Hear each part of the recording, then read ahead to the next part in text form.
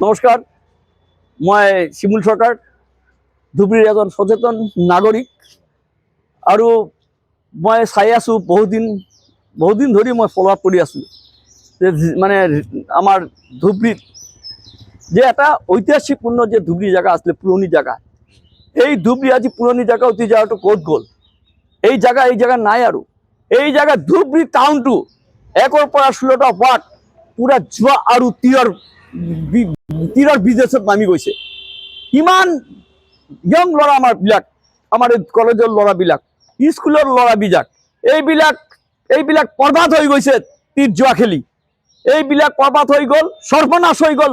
সাৰা ধুবুৰীৰ যিমানখিনি আমাৰ গৰীব মানুহ আছে, ঠেলাৱালা, ৰিক্সাৱালা, মিডিল কাষ্ট মানুহ পৰা কিমান মানুহ ঘৰ বাৰী বিক্ৰী কৰিলে তীৰ জুৱাৰ কাৰণে। ধুবুৰী সৰ্বশান্ত হৈ গ'ল।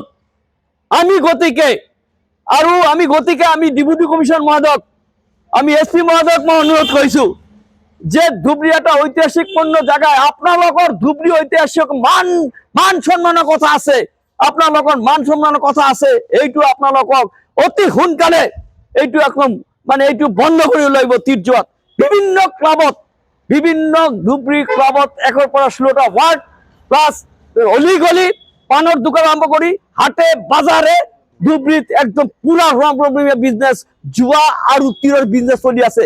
গতিকে মই ভাবো যে সামনে ইলেকশন আহি আছে, ল'ৰা ছোৱালীৰ স্কুলৰ পৰীক্ষা, হায়াৰ সেকেন্ডাৰী, মেট্ৰিকৰ পৰীক্ষা আৰম্ভ হৈ গৈছে। তাৰপিছত এনেকুৱা ৰমৰমা বিজনেস ইমিডিয়েট মই আপোনালোকক ডেপুটি কমিশনাৰক মই কৈছোঁ আৰু আমি এসপি মহোদয়ক কৈছোঁ, ইমিডিয়েট ধুবুৰীত যিমানখিনি ক্লাব আছে, ধুবুৰী ক্লাব আৰু যিমানখিনি পানৰ দোকান আছে, তীৰ এন্ডিং জুৱা ইমিডিয়েট বন্ধ কৰিব লাগিব।